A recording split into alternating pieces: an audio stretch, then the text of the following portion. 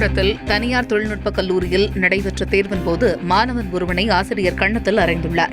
இதில் காயமடைந்த மாணவன் மருத்துவமனையில் அனுமதிக்கப்பட்டுள்ளார். மாணவரை தாக்கிய ஆசிரியர் மீது நடவடிக்கை எடுக்க வலியுறுத்தி மாணவர்கள் வகுப்புகளை புறக்கணித்து போராட்டத்தில் ஈடுபட்டனர். விழுப்புரம் மாவட்டம் உளுந்தூர்பேட்டை அருகே உள்ள மரப்பட்டறையில் அதிகாலை ஏற்பட்ட தீயில் மரசாமான்கள், கணினி உள்ளிட்ட 25 லட்சம் ரூபாய் மதிப்பிலான பொருட்கள் எரிந்து சாம்பலாயின. தீயணைப்பு படையினர் தண்ணீரை பீச்சி அடித்து தீயை அணைத்தனர்.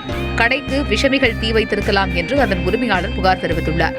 அது தொடர்பாக காவல்துறையினர் விசாரணை நடத்தி வருகின்றனர். திருவள்ளூர் மாவட்டம் பொன்னேரியை அடுத்துள்ள நந்தியம்பாக்கம் பகுதியில் உள்ள தனியார் தொழில்நுட்ப கல்லூரியில் அதிக கட்டணம் வசூலிக்க எதிர்ப்பு தெரிவித்து மாணவர்கள் போராட்டத்தில் ஈடுபட்டனர்.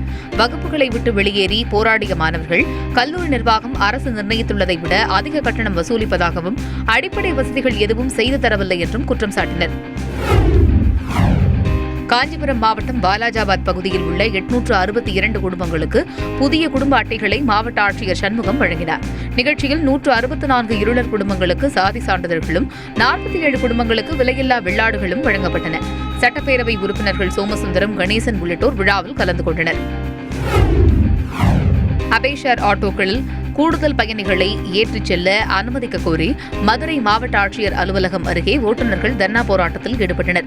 பின்னர் அபே ஆட்டோக்களில் அதிக பயணிகளை ஏற்றி செல்ல அனுமதிக்க வேண்டும், பறிமுதல் செய்யப்பட்ட ஆட்டோக்களை திரும்ப வழங்க வேண்டும் ஆகிய கோரிக்கைகளை வலியுறுத்தி மாவட்ட ஆட்சியரிடம் மனு அளித்தனர்.